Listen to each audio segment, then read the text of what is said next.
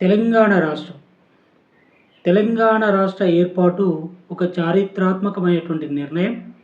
ఆ నిర్ణయం వెనుక ఉండేటువంటి బలమైనటువంటి ఉద్యమమే సామాజిక అణగారినటువంటి వర్గాల యొక్క తెలంగాణ ఆకాంక్ష. తెలంగాణ రాష్ట్రం ఏర్పడింది. తెలంగాణ రాష్ట్రం సాధించాలనేటువంటి కల సాకారమైంది. తర్వాత ఒక సమస్య ఉంది. తెలంగాణ లోపల బీసీ హక్కుల కోసం, బీసీల యొక్క రాజకీయ రిజర్వేషన్ కోసం బీసీ ఉద్యమాన్ని జన్జెడ్ తరహా లోపల హక్కులను సాధించుకోవాలని చెప్పేసి చాలామంది బీసీ నాయకులు ఈ రాష్ట్రం లోపల మాట్లాడుతున్నారు. దాని మీద నా విశ్లేషణ. అయితే జన్జెడ్ ఉద్యమం పేపర్ లీకేజీ, నీట్ పేపర్ యొక్క లీకేజ్ అంశం మీద, దేశంలో ఉండేటువంటి విద్యావ్యవస్థ ప్రక్షాళన చేయాలన్న అంశం మీద పోరాటం చేసి సక్సెస్ అయింది. మరి దాని ఆధారంగా చేసుకునే బీసీలు కూడా జన్జెడ్ ఉద్యమం తరహా ఈ రాష్ట్రంలో ఉండేటువంటి విద్యార్థులను కదిలించాలి అనేటువంటి ఒక సంకల్పం చేత మాట్లాడుతున్నారు. మరి వాళ్ళు రాష్ట్ర వ్యాప్తంగా ఉద్యమం చేస్తారా, దేశవ్యాప్తంగా ఉద్యమం చేస్తారా అనేటువంటిది తర్వాత వాళ్ళు ఎలాంటి ప్రకటన చేయలేదు. అయితే దాని మీదనే జన్జెడ్ ఉద్యమం బీసీ నాయకులకు, బీసీ వర్గాలకు, బీసీ రిజర్వేషన్కు సరైనటువంటి ఉద్యమమా కాదా అనేటువంటి దాని మీద నా విశ్లేషణ. అయితే మనము ఈ దేశంలో ఉన్నటువంటి రిజర్వేషన్ వ్యవస్థను ఒకసారి చూస్తే, ఈ దేశంలో సమాంతర రిజర్వేషను, నిలువు రిజర్వేషన్స్, ఆదాయ ఆధారిత రిజర్వేషన్స్, కుల ఆధార రిజర్వేషన్స్, లింగ ఆధార రిజర్వేషన్స్, వికలాంగుల రిజర్వేషన్స్ అనేవి ఉన్నాయి. ఇందులో ముఖ్యమైనటువంటివి కుల ఆధార రిజర్వేషన్స్. కుల ఆధార రిజర్వేషన్స్ వల్ల ఎస్సీ ఎస్టీలు విద్యా ఉద్యోగాలకు రిజర్వేషన్ ఇచ్చారు. నిలువు రిజర్వేషన్స్ ఆధారంగా ఎస్సీ ఎస్టీ ఓబీసీ వాళ్ళకు విద్యా ఉద్యోగాలు రిజర్వేషన్ ఇచ్చారు. ఆదాయ ఆధారిత రిజర్వేషన్ ద్వారా ఈడబ్ల్యూఎస్ రిజర్వేషన్ను ఇవ్వడం జరిగింది. లింగ ఆధారిత రిజర్వేషన్లో మహిళలకి రిజర్వేషన్ ఇచ్చారు. అయితే ఈ రిజర్వేషన్స్లో ఇవన్నీ సక్రమంగా ఉన్నాయా, ఇవన్నీ ఎందుకు ఇన్ని రకాలుగా రిజర్వేషన్లు ఇచ్చిండ్రు అనేటువంటిది ఒకసారి మనం పరిశీలిస్తే, ఇప్పుడే బీజేపీ ప్రభుత్వం 103 రాజ్యాంగ సవరణ ద్వారా ఈ ప్రభుత్వం ఇచ్చినటువంటి రిజర్వేషనే ఆదాయ ఆధారిత రిజర్వేషన్, ఈడబ్ల్యూఎస్ అనేటువంటి రిజర్వేషన్ తెచ్చింది, భారత రాజ్యాంగంలోకి తెచ్చింది, సవరణ చేసి తెచ్చింది. అంతకుముందుకు ఏమున్నాయి? కుల ఆధారిత రిజర్వేషను, సమాంతర రిజర్వేషను, నిలువు రిజర్వేషన్స్ అనేటువంటివి కూడా ఎస్సీ ఎస్టీ మరి బీసీ విద్యార్థులకు విద్యా ఉద్యోగ అంశాల లోపల రిజర్వేషన్స్ ఇచ్చేండ్రు. మరి ఇవన్నీ కుల ఆధారిత రిజర్వేషన్ భారత రాజ్యాంగంలో ఉన్నది కొట్టేయాలి. సమాంతర నిలువు రిజర్వేషన్స్ అన్నారు. మరి దాంట్లో అర్థం ఏందో నాకు తెలియదు, కానీ సమాంతర రిజర్వేషన్స్, తర్వాత నిలువు రిజర్వేషన్, దాన్ని ప్యారలల్ రిజర్వేషన్స్, వర్టికల్ రిజర్వేషన్స్ అని పెట్టిర్రు భారత రాజ్యాంగంలో. మరి దాంట్లో ఉన్నటువంటిది ఏంది? ఎస్సీలు ఎస్టీలు మరి ఓబీసీలు మహిళల రిజర్వేషను కావాలి, వికలాంగుల రిజర్వేషన్ కావాలనే ఉంది, కానీ ఎలాంటి పేర్లు లేవు. కుల ఆధారిత రిజర్వేషన్లో ఉన్నాయి, మళ్ళీ సమాంతర వర్టికల్ రిజర్వేషన్లో కూడా అవే ఉన్నాయి. సమాంతర రిజర్వేషన్ తర్వాత నిలువు రిజర్వేషన్లో కూడా అవే అంశాలు ఉన్నాయి. కాబట్టి భారత రాజ్యాంగంలో ఉన్న ఈ సమాంతర రిజర్వేషన్ విధానాన్ని తీసేయాలి, కులాధారితంగా ఉన్నటువంటి రిజర్వేషన్ తీసేయాలి, నిలువు రిజర్వేషను ఇది కూడా తీసేయాలి. ఈ 3 రిజర్వేషన్ తీసేసి కేవలం ఆదాయ ఆధారిత రిజర్వేషన్ను, లింగ ఆధారిత రిజర్వేషన్ను, వికలాంగులకు రిజర్వేషన్ అనేటువంటి 3 అంశాలను ఉంచాలి. 3 అంశాలను తొలగించాలనేటువంటి నా డిమాండ్. ఇకపోతే మన టాపిక్ బీసీ ఉద్యమాన్ని జన్జెడ్ తరగా మార్చగలుగుతారా, ఎందుకు మారుస్తున్నారు, దానికి ఉన్నటువంటి ఆవశ్యకతను పరిశీలిద్దాం.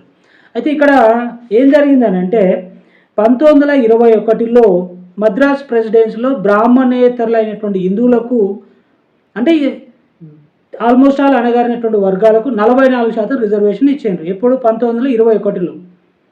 బ్రాహ్మణులు, ముస్లింలు, క్రైస్తవులు, ఆంగ్లో ఇండియన్స్కి 16% రిజర్వేషన్ ఇచ్చారు.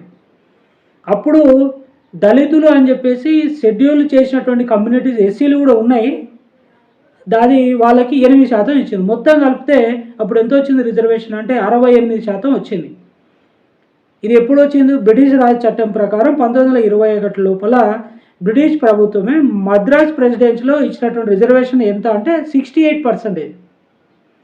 ఇంకా మనకు తెలుసు, చరిత్ర గురించి తెలుసు. 1932లో దళితులకు మరి అణగారిన వర్గాలకు ప్రత్యేకమైనటువంటి నియోజకవర్గాలు కావాలి అని చెప్పేసి ప్రభుత్వం నిర్ణయిస్తే అణగారిన వర్గాలను తీసేసి కేవలం దళితులతో 1935 లోపల మహిళలకు, కార్మికులకు మరి ప్రత్యేకమైనటువంటి మతపరమైనటువంటి ప్రాతినిధ్యం కలిగినటువంటి మరి కొన్ని నియోజకవర్గాలను 1935లో ఇవ్వడం జరిగింది.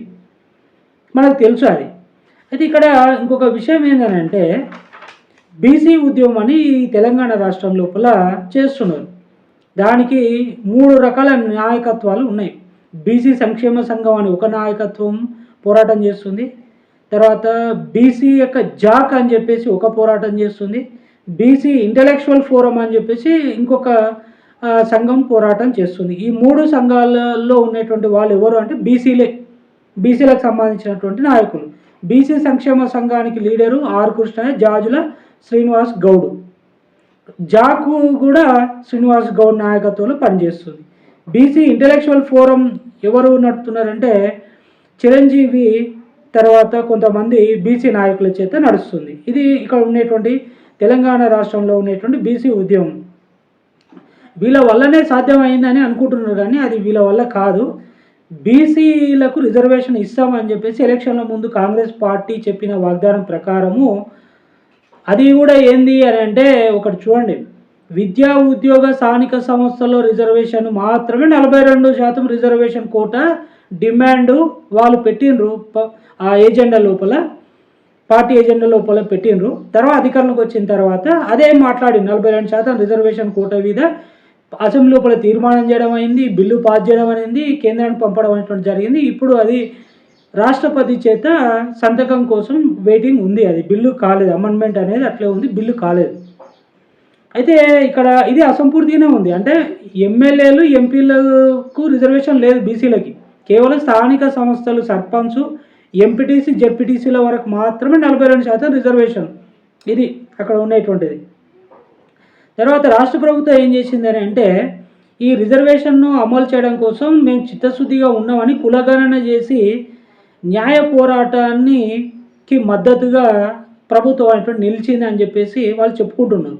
మరి అది ఎంతవరకు సాధ్యమైంది, అది ఎంతవరకు వచ్చింది అనేటువంటి మనం చూస్తే 2025 సంవత్సరం మార్చి లోపల మరి ప్రభుత్వం బిల్లును అసెంబ్లీలో ఆమోదించి ప్రత్యేకమైన ప్రభుత్వ ఉత్తర్వులు జీవో నెంబర్ 9ని జారీ చేసింది. ఈ జీవో నెంబర్ 9 మీద ఏం చేసిందంటే రాష్ట్ర ప్రభుత్వము హైకోర్టులో కొంతమంది కేసు వేస్తే ఆ జీవో నెంబర్ 9 కానీ 41 కానీ 42 ప్రభుత్వం ఇచ్చినటువంటి ఉత్తర్వులు ఏవైతే ఉన్నాయో అవన్నీ నిలిపేయాలని చెప్పేసి స్టే చేసి అమలు చేయకూడదు అని. ఫలితంగా ఏమైంది, స్థానిక సంస్థల లోకల్ బాడీ ఎన్నికల లోపల 42% రిజర్వేషన్ అమలు చేయలేదు. విద్యా, ఉద్యోగ, రాజకీయ రిజర్వేషన్ లోకల్ బాడీలు ఈ రాష్ట్రంలో అమలు కావట్లేదు. కోర్టు స్టే ఉంది. దాన్ని ఆసరాగా చేసుకొని బీసీ సంఘాలు ఏం చేసినాయి, ప్రభుత్వం మాకు న్యాయం చేసింది అని ఒక సైడు, ప్రభుత్వమే ఆ రిజర్వేషన్ హైకోర్టులో ఆపింది అనేటువంటిది ఒక సైడు ఒక వాదన ఉంది. దాని దృష్ట్యా అక్టోబరు 2025 లోపల, అక్టోబర్ నెల లోపల బీసీ సంఘాలు అందరూ కలిసి ప్రధాన ప్రతిపక్షంలో ఉన్నటువంటి పార్టీలు కలిసినాయి, అధికార పార్టీల్లో ఉన్నటువంటి కాంగ్రెస్ పార్టీ కూడా కలిసి బీసీ బంధు అనేటువంటి తెలంగాణలో ఇవ్వడం అనేటువంటి జరిగింది. ఆ బీసీ బంధు ద్వారా మరి తెలంగాణ మొత్తం కూడా జంజేడు ఉద్యమం లేకనే ఉధృతంగా అయ్యింది. కానీ అక్కడ ఏం జరిగింది అని అంటే ప్రభుత్వము మభ్యపెట్టి అది చేసినటువంటి ఒకరోజు బంధుకు ప్రభుత్వం కూడా సహాయం చేయటం వల్ల ఎవరు కొట్లాడుతున్నారో అర్థం కాక అది అంతటితోనే అయిపోయింది. మనకి బీసీలకు రిజర్వేషన్ కావాలనేటువంటిది 1882 నుంచి ఇదే పోరాటం ఉంది. అసలు ఎందుకు ఈ పోరాటం చేస్తున్నారు, అసలైనటువంటి పోరాటమా ఇది కాదు దొంగ పోరాటం అనేది నేను ఒకసారి మీకు చెప్తాను, వినండి.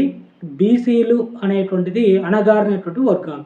ఈ అణగారినటువంటి వర్గాల్లో చాలామంది కూడా సామాజికంగా, ఆర్థికంగా వెనుకబడిండ్రు అని చెప్పేసి, కుల వ్యవస్థ వల్ల చారిత్రాత్మక అన్యాయం జరిగిందని చెప్పేసి, తర్వాత తగినంత ప్రాతినిధ్యం ఇవ్వలేదని చెప్పేసి, పక్షపాతం, వివక్ష మా పైన చూపిందని చెప్పేసి అంటున్నారు.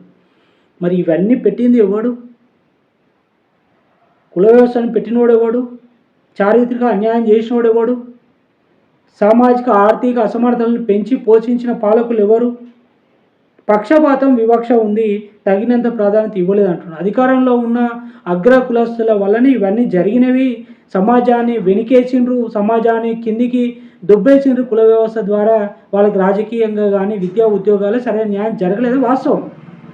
మరి అగ్రకులస్తుల వల్ల జరిగినటువంటి అన్యాయాన్ని అగ్రకులస్తుల చేత నిండినటువంటి పార్టీల ద్వారా సాధించుకోగలుగుతాము వీళ్ళ హక్కులను. బీసీలని ఇప్పటికీ శాశ్వతంగా ఉద్యమాలు చేస్తున్నారు, కులాలు అని చెప్పేసి శాశ్వతంగా ఉద్యమాలు చేస్తున్నారు. మరి అగ్రకులస్తులు ఎవరయ్యా వాళ్ళకు ఉన్నటువంటి అర్హతలు ఏంది, వాళ్ళు ఎవరు అగ్రకులస్తుగా మారిండ్రు, ఎట్లా మారిండ్రు అనేటువంటి చరిత్ర చూస్తే నీచమైనటువంటి భారతదేశ చరిత్ర. బ్రిటిష్ వాళ్ళు చేసినటువంటి అతి నీచమైన పనుల వల్ల వాళ్ళు బ్రిటిష్ వాళ్ళ చేతనే ఈ దేశంలో రాచరిక వ్యవస్థను సమూలంగా నాశనం చేసినటువంటి ఒక 2-3 అగ్రకులస్తుల వల్ల ఈ దేశం అనేటువంటిది బ్రిటిష్ వాళ్ళ చేతిలోకి పోయింది. బ్రిటిష్ రాజు చట్టం ద్వారానే ఈ దేశం లోపల మొట్టమొదటిసారిగా 68% వెనుకబడినటువంటి సామాజిక వర్గంగా చిత్రీకరించి ఈ దేశం లోపల రిజర్వేషన్లు ఇవ్వడం అనేటువంటి జరిగింది. దేశానికి స్వాతంత్రం వచ్చిన తర్వాత కూడా దాన్ని శాశ్వతంగా బీసీలు, ఎస్సీలు, ఎస్టీలు అని చేసేసి అగ్రకులస్తులే అన్ని పదవులను అనుభవిస్తున్నారు. మరి వీళ్ళు ఇన్ని సంవత్సరాలు బీసీ సంఘాలు పెట్టుకొని పోరాటం చేస్తున్నారు కదా. ఉమ్మడి ఆంధ్రప్రదేశ్లో ఆర్ కృష్ణయ్య ఉన్నాడు, జాజుల శ్రీనివాస్ గౌడ్ ఉన్నాడు, మరి చాలా బీసీ సంఘాలు ఉన్నాయి.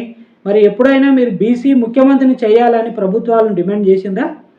బీసీ ఎంతమంది ఎమ్మెల్యేలను చేసిండ్రు, ఎంతమంది ఎంపీలు అయినరు, ఎంతమంది మంత్రులు అయ్యిండ్రు, ఎంతమంది ఈ దేశం లోపల కార్పొరేట్ పదవులు బీసీలు అనుభవిస్తున్నారో మీరు ఒకసారి మీకే వదిలేసిన ఆ సమస్య. మీరు రాజకీయ పార్టీల పేరు చెప్తే బయట ఉండేటువంటి స్కూల్స్, ఇన్స్టిట్యూషన్స్, కాలేజెస్ చందాలు ఇవ్వరు.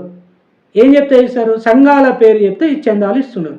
ఈ చందాలు వసూలు చేసుకునే దద్దమ్మల వల్లనే ఈ దేశం లోపల మరి బీసీలు, ఎస్సీలు, ఎస్టీలు అనేటువంటి ఉద్యమాలు ఉన్నాయి.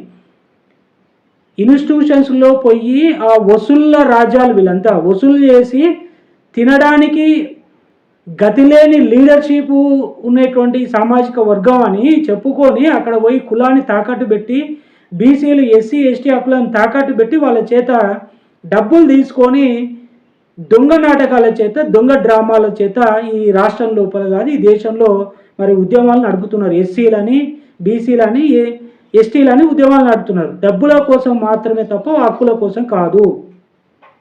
బీసీల కోసం ఎందుకు పోరాటం చేస్తారు? ఇది అన్యాయం. బీసీలు, ఎస్సీ, ఎస్టీ అలా అనేటువంటివి ఆర్థికంగా, సామాజికంగా వాళ్ళు మెరుగుపరచడం కోసం పెట్టినటువంటి తరగతులు కానీ శాశ్వతంగా దాంట్లోనే బతకండి, జీవించండి, దాంట్లో ఉండండి అనేటువంటిది కానే కాదు. కాబట్టి ఆ వ్యవస్థను మనం ప్రశ్నించాలి, ఆ వ్యవస్థను వ్యతిరేకించాలి. కానీ ఈ దొంగల ముఠా వల్ల, ఈ డబ్బులు వసూలు చేసేటువంటి ఈ దొంగ రాజకీయ నాయకుల వల్లనే ఈ ఉద్యమాలు అనేటువంటివి ఉన్నాయి.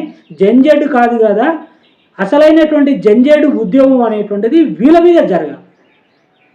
వీళ్ళ రాజకీయ పదవులను పోగొట్టాలి, వీళ్ళ డబ్బు వసూలను పోగొట్టాలి. వీళ్ళు చేసేటువంటి హక్కుల పోరాటాల వల్ల ఎంతమందికి న్యాయం జరిగి ఎంతమందికి అన్యాయం జరుగుతుంది మీరే చూడండి. సమాజంలో పొట్టకూటి కోసము ఏమన్నాయి కానీ డబ్బులు వసూలు చేయడం కోసం ఇలాంటి నీచమైనటువంటి ఉద్యమాలు అనేటువంటి చేయడం తప్పు. అన్యాయమైనటువంటి ఉద్యమాలు ఈ తెలంగాణ ప్రాంతంలో జరుగుతున్నాయి. అది కేవలం డబ్బులు వసూలు చేయడం కోసం, కొంతమంది రాజకీయంగా ఎదగడం కోసం మాత్రం దాన్ని వాడుకుంటున్నారు తప్ప అసలైనటువంటి నీతి నిజాయితీ వాళ్ళలో లేదు, నేను ఖచ్చితంగా చెప్తున్నా. కాబట్టి జంజేడు ఉద్యమం, బీసీది ఉద్యమం అవసరం లేదు. ఆ ఉద్యమం అనేటువంటి మనకు అవసరమే లేదు. కావాల్సినటువంటి ఉద్యమం ఏంది? జంజేడు అనేటువంటి అసలైనటువంటి ఉద్యమం ఈ దేశాన్ని మెరుగైనటువంటి పరిపాలన తీసుకురావడం కోసం, మంచి ప్రజాస్వామ్యం కావడం కోసం, అవినీతి లేకుండా నిజాయితీతో కూడినటువంటి అభివృద్ధితో కూడిన ఎజెండా చేత ముందుకు వచ్చి ఇప్పుడు ఉన్నటువంటి దద్దమ్మలు, దొంగ రాజకీయ నాయకులు ఈ దేశం నుంచి తరుముతే బాగుంటుందని చెప్పేసి కోరుకుంటూ ముగిస్తున్నాను.